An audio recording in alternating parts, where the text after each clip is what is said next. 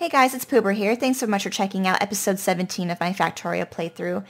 And if the base is looking a little extra funny today, that's probably because you're noticing a lot of these ghosted in walls hanging around throughout the base, and it appears to be taking on an X type of fashion, whereas it goes from the epicenter here and then takes on a diagonal shape in each corner.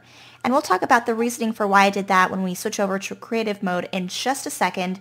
But the other thing I have planned for today's episode is also finally getting yellow science packs started.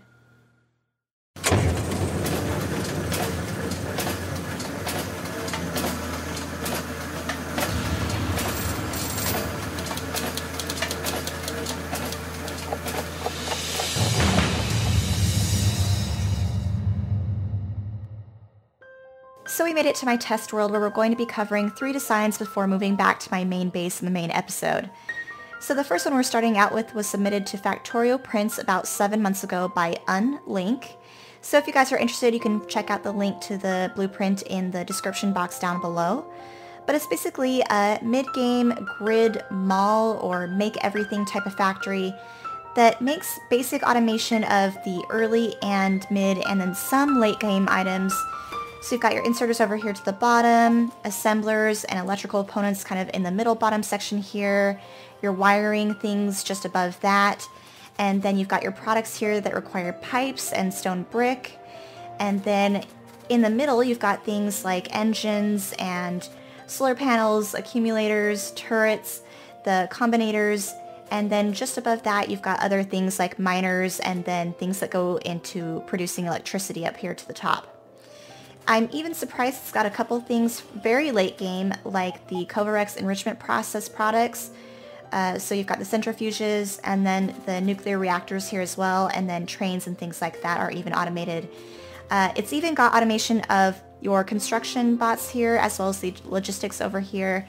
So it's a very nice setup for something if you don't have a better factory for production of a lot of these other things. So if you don't have a factory for production of bots, this will at least help get you started.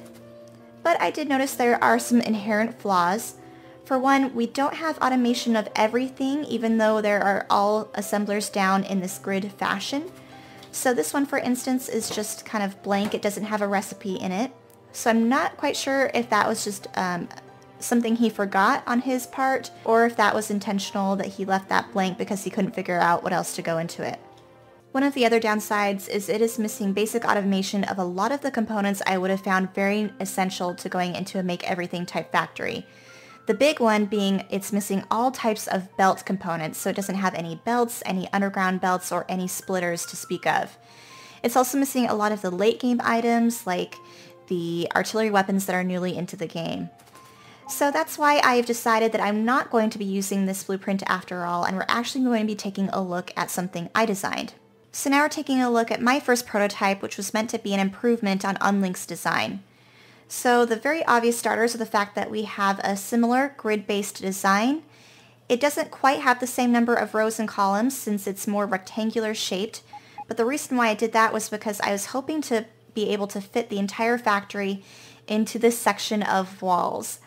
So this is how I tie it in all together with our introduction of the episode, because you noticed all the ghosted in walls at the start, and that's because I am hoping to end up kind of redoing the base a little bit. So we're going to be having different pathways, which will be in the middle of these walls here with some cement filled in, and then I wanted to happen to fit in a make everything type of factory within the space in that wall section. So this is what I came up with, and the unfortunate thing is that it doesn't fit in the wall section that I had lined out. So instead of remeasuring and redoing the wall grid type thing, I decided to instead move on to a different design. But before I get to that, let's talk about the strengths and weaknesses of this one in particular. So one good thing is that this actually does include automation of even more items than included in Unlink's original design. So we now have automation of belts and the other belt components over here adjacent to our inserter section. And we've also got other odds and ends like production of the artillery weapons now, which, if I can find it, I believe is over here to the bottom, where we've got this component over here. And it also uses all of the assemblers, so there are no blank ones. so everything happens to get used like it should be. The other thing I did was add in my own production of iron gear wheels to the very bottom of the factory. Because I don't usually incorporate this on my main bus, I did need to get automation of these, so this is where I fit it. And it's got quite a few assemblers dedicated to iron gear wheels because there are so many products that do rely heavily on the iron gear wheels for its supply. The other thing I did was add in also more production of pipes. Since I also don't usually include this on my main bus, I did have to find a way to be able to feed it to supply a lot of the components here, so this is what I came up with. We've got pipes that basically will feed each row separately. So one unfortunate thing is that it doesn't combine, but they are all individually fed by at least one pipe machine. And while I don't plan on using this design, if you guys want to, you can find the link for it in the description box down below. But let's go ahead and take a look at the design that I'm actually going to be using in my main base. So here's prototype number 2, and it's ultimately the design that I'm going to be ending up using in the base, and the reason for that is that it obviously fits inside the walls this time. And I know that's pretty much a perk just applicable to me, since not everyone is going to be having such a weird layout, but it does have some other inherent advantages that we'll check out by turning the factory on. For starters, we have the same, if not more, production of our gear wheels actually, which is very important because so many of these assemblers are very reliant on hundreds of iron gear wheels and they go through it very quickly. The other thing is that I actually added production of the pipes as well. Again, these aren't automatically on my main bus usually, so I really needed to amp up the production. So I did that by adding in a row here just to the top. And this actually is nice because it ends up supplying any of the factories that need the pipes by feeding into one main line here. And it's from this line of pipes that it gets fed into the separate rows. So this way we don't just have one pipe factory for each row, but they all kind of compound on each other and help supply everything that might need the pipes.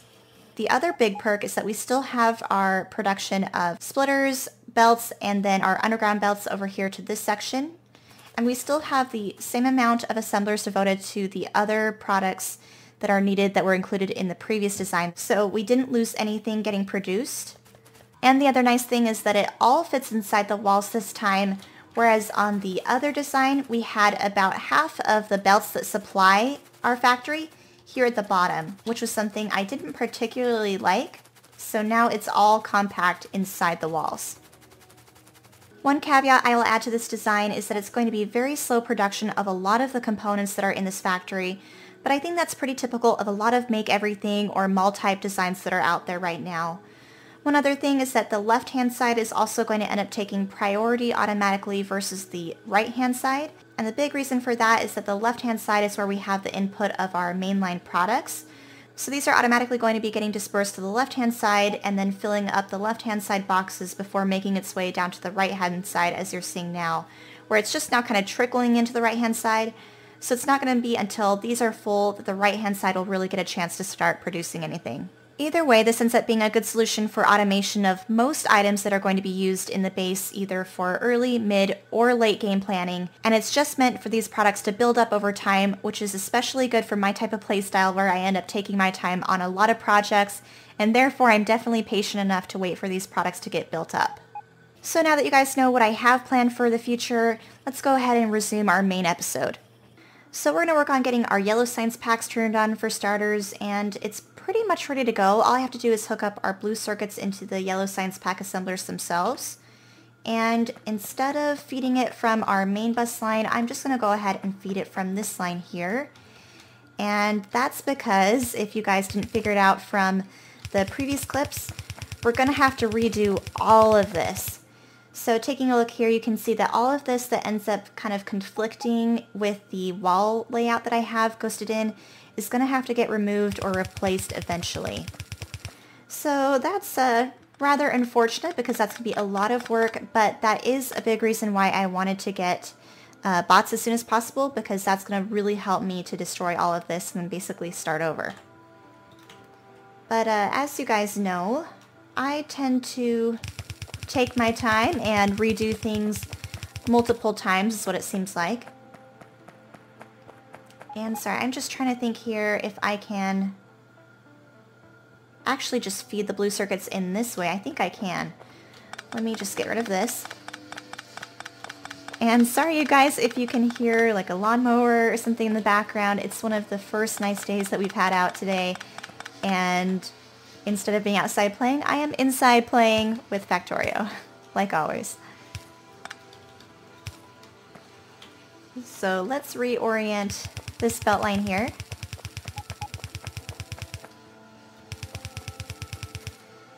And I think that'll do it. In fact, we can delete a little bit of this because it should only have to go up to here. I want to refeed these back into our system, and let me do that by putting down a box here. That way they don't all go to waste just being in my pocket. There we go. So now we can hook this back up. But why is this not working? It's because I'm missing red circuits, it looks like.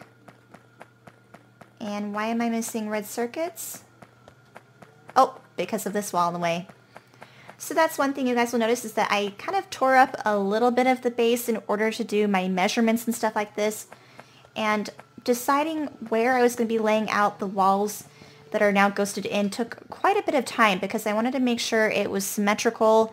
And let's zoom out here so you can actually see what type of shape it takes on. So here we go. You can finally get a good idea of what it's going to end up looking like. So the walls are going to be doing an even smaller octagon inside the bigger octagon that is our rail network. So this will be our pathway again, and then I kind of centered it from the corners or the diagonals of the rail network, which is why I ended up getting it into the middle here. It's not 100% equal on all sides, but it is so close you couldn't really tell unless you were to measure it out fully. So let's re-hook up the red circuits, and then that way we can get everything working like it should be. I just use some of these as placeholders, but we can hook everything back up.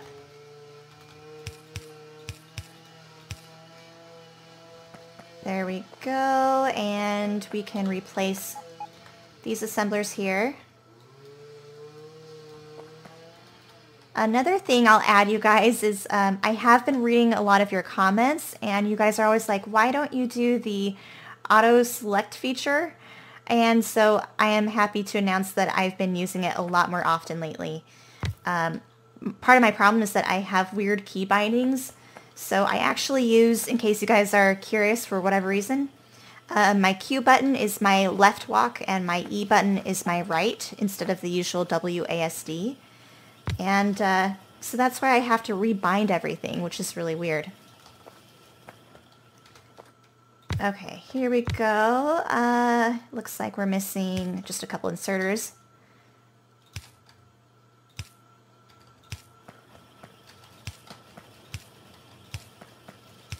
And we're missing power. Whoop. Right there, there, and there. Oh, and let's put in the recipes. Ooh, check out our power. We are running a little on the low side of electricity now that we've got the factories turning back on. That will kind of get solved once we get the solar panels and the accumulators more installed throughout the base. We don't have any right now throughout this entire thing, but we will be installing a solar panel factory and accumulator factory in the very near future so that we can amp up our electricity and finally get working on this. And that is also another reason why I actually did not include solar panels or accumulators in my make everything mall type of factory. So let's make sure our science packs are now working for yellow. At least these two are.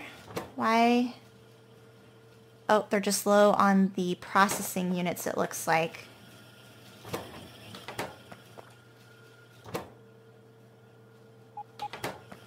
But I think everything else is working. These will just kind of sit idle, I imagine, for a lot of it because it's going to be slowly trickling in with the blue circuits. But it's at least working a little bit, so I can be patient and let these build up.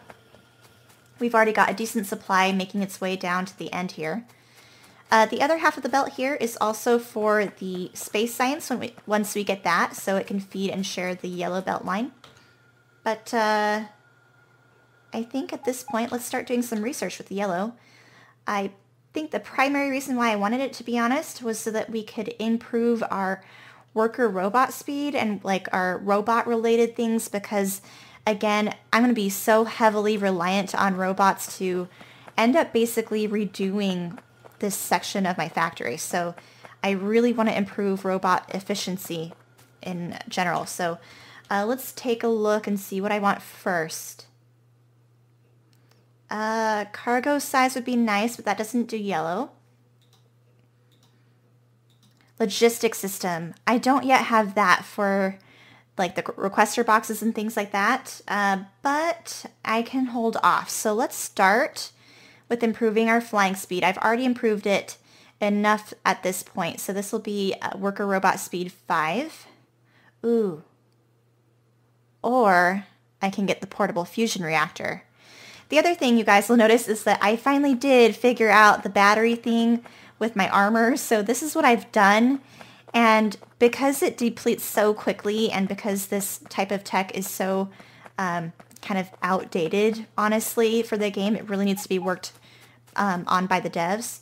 I've just kind of been letting it store up during the daytime, and then when I really need it, I'll put in like my exoskeleton or my personal roboport, which I now have. But that's why I don't have actually anything in the armor right now apart from battery supply stuff. So thanks you guys for explaining all that stuff to me in the comments from the previous episode. I did figure it out finally. So I think that answers my question. Let's do the portable fusion reactor first. And then from there we can work on the robot enhancement tech. And I'm actually not quite sure what the portable fusion reactor takes. Oh, just 250 processing units. That's doable. I just have to let the stuff build up. So I'm going to go ahead and let this finish researching, and then I'll see you guys in just a minute once that's done.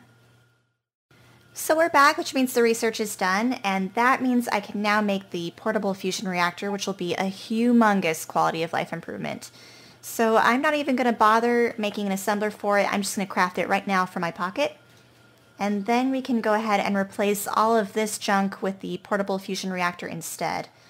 Let's just take that out, take that out, let's take that out and that out. And it's built. The downside is it takes up a lot of room, which is why it's going to be nice when we can get upgraded armor from here. In fact, what does it take to get better armor at this point? Let's see. So we want this thing, and that means we need basically research of our efficiency modules and like module 3 stuff. And that will be pretty expensive because it takes at least 300 yellow science packs per module research, and we need at least 2 of those research, but let's do that, I guess, now so we can improve our armor, which will be really important, and then we can delay our worker robot speed a little bit further out. But my priorities change a little bit depending on the time. And man, our power just really sunk down. I'll have to watch that because we're going to run into some big problems. Let me just double check that we have a decent amount of coal, which we're running a little low on. It's not quite making its way to the end. And that's why that should be our coal train, which is empty. So either I'm running low on coal. Oh my goodness. This was a huge patch a couple episodes ago, and now it's almost fully depleted. I have kind of neglected this area over here, which means I'm going to have to expand very, very quickly as a humongous priority in the very near future because we're going to run into some electrical issues. Either that or I have to get up the solar panels and accumulators ASAP. Do I even have coal options at this point on the map? Nothing. Not a single drop of coal patch that is not already tapped into. Oh boy. Well, I might have some problems ahead, which is really unfortunate because I would like to just kind of continue to advance and play around with designing the base, but I'm gonna have to do some actual chores in the very near future. But what were we doing? We're researching stuff, and then we can put in some stuff in the meantime. We'll do only enough room, unfortunately, for one set of legs, but that's okay. It's at least going to be a steady increase in speed, whereas I was having to alternate putting it in my power armor. And we can do the personal roboport. And I don't think we really need those, but we can put that in there because I have nothing else to fill it for now. What else can I put in here for now? Let's take a look. I think that about covers it. Eventually we'll get an upgraded shield and whatnot, but in the meantime I'll just stick what I can back in because I can for now. I don't have any other thing that can take up the slot in here. So that should solve my power issues, and you can see my roboport working already.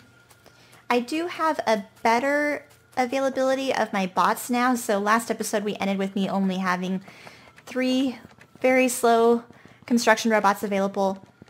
We now have increased that, so we now have, what is it? Looking at the right-hand side. So bottom right, we see we have 168 logistic robots and 72 of the construction robots now. So that's really good. It's just confined to this little network here, which is just fine for me for now because, like I said, I still plan on ripping all of this up. And I don't have automation of the roboports at this point because I don't have make everything or mall factory down. So I keep running into bottlenecks one after the other.